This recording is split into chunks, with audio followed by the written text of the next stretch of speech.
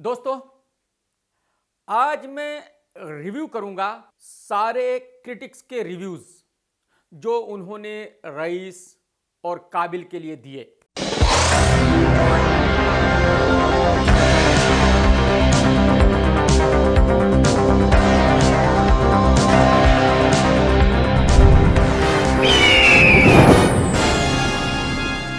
सबसे पहले हम न्यूज़पेपर्स की बात करते हैं। न्यूज़पेपर में रिव्यू कौन करता है इसकी कोई वैल्यू नहीं है और इसका कोई मतलब नहीं है। वो रिव्यू उस न्यूज़पेपर का ही माना जाता है। तो टाइम्स ऑफ इंडिया को लेते हैं। टाइम्स ऑफ इंडिया ने काबिल को दिए 4 स्टार और रईस को दिए 3.5 स्टार।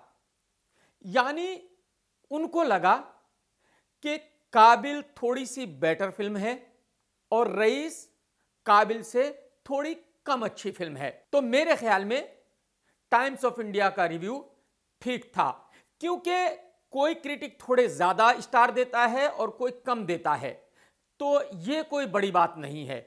इंडियन एक्सप्रेस काबिल को 1.5 स्टार दिया और रईस को 2.5। यानी ये इंडियन एक्सप्रेस के लिए जो भी कोई रिव्यू करता है, ये बंदा भांग पी के रिव्यू करता है गारंटी से।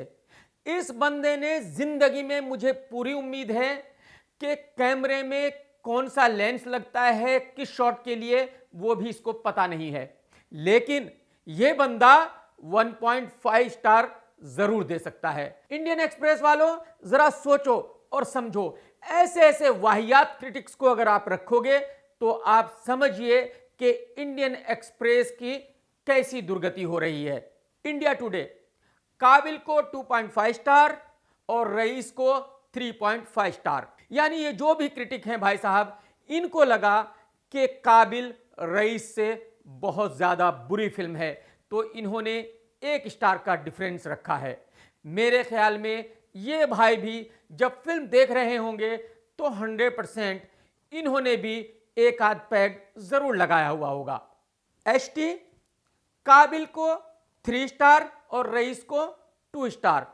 यानी ये भाई साहब भी जो रिव्यू कर रहे थे, इनको भी लगा कि काबिल थोड़ी ज्यादा बेटर फिल्म है रईस से और रईस काबिल के सामने थोड़ी कम अच्छी फिल्म है। मुझे नहीं पता इनको क्यों ऐसा लगा कि दोनों फिल्मों में इतना ज्यादा डिफरेंस है, बट मैं इनके रिव्यू को एक्सेप्ट करता हूं। अब डीएनए की बात करते हैं। डीएनए ने काबिल को 4 स्टार दिए, बट यह कहने के बावजूद कि यह बहुत ही ओल्ड स्कूल की फिल्म है और 80s की फिल्म लगती है, तो अगर ये 80s की फिल्म को 4 स्टार दे सकते हैं तो 16 की फिल्म को ये 100% 8 स्टार से कम देने वाले नहीं हैं। डीएनए ने रईस को भी यही कहा कि ये 80s की फिल्म है, बट उसके बावजूद सिर्फ 2.5 स्टार दिए। तो मेरी समझ में नहीं आया कि जब दोनों 80s की फिल्म थी तो एक को 4 स्टार और दूसरी को 2.5 स्टार कैसे हो सकते हैं। एनडीटीवी काबिल को 2.5 स्टार और रईस को 3 स्टार। बट मैंने इन भाई साहब का रिव्यू देखा, इन्होंने रईस के बारे में बहुत ही बुरी बुरी बातें कही। 80s की फिल्म है, ये है तो वो है। अगर आपको लग रहा था भाई साहब कि इतनी बुरी फिल्म है, तो फिर 3 स्टार आपने कैसे दिए। हालांकि आपके रिव्यू पे मुझे कोई एतराज नहीं है। मेरे हिसाब से आपने जो रेटिंग दोनों फिल्मों को दी है वो ठीक ही है। अब हम बात करते हैं 2.5 फीट 3 इंच वाले क्रिटिक राजीव मैसन की। मसन साहब, आपका नाम मैसन होना चाहिए, क्योंकि आपने कहा कि काबिल बी ग्रेड फिल्म है। आपने काबिल के बारे में खूब बुरा भला कहा, उसके बाद आपने रेटिंग दी 2.5 स्टार। तो इसका मतलब आप बी ग्रेड फिल्म को 2.5 देते हैं, तो ए ग्रेड फिल्म को फिर आपके कितने स्टार होने चाहिए? 5, क्योंकि बी और ए में कुछ तो फर्क जरूर होता होगा। इन्हीं भाई साहब ने रईस को दिए 3 स्टार। मुझे 3 स्टार पे कोई प्रॉब्लम नहीं है, बट प्रॉब्लम मुझे इस पे है कि इन भाई साहब ने उस फिल्म की भी खूब बुराई की। इन्होंने कहा वो 70s की फिल्म है, जब अमिताभ बच्चन साहब एंग्री यंग मैन होते थे। तो जब आप 70s की फिल्म को 3 स्टार दोगे, तो फिर आज 16 की फिल्म को कितने स्टार दोगे मैसन साहब? तो फिर तो आप मेरे ख्याल में 7-8 स्टार से कम तो काम चलेगा नहीं आपका। सर, जब आप रिव्यू करते हो तो भांग मत पिया करो, थोड़े होश में रह के रिव्यू किया करो तो बेहतर होगा। और ये IBN वाले भी कितने बड़े पागल हैं जो ऐसे इंसान को तनख्वाह दे रहे हैं, और ये भाई साहब कुछ भी बकवास करके मौज कर रहा है, तनख्वाह लेता है, घर में ऐश करता है। Enjoy sir. तरण आदर्श साहब हमेशा रेटिंग थोड़ी ज्यादा देते हैं।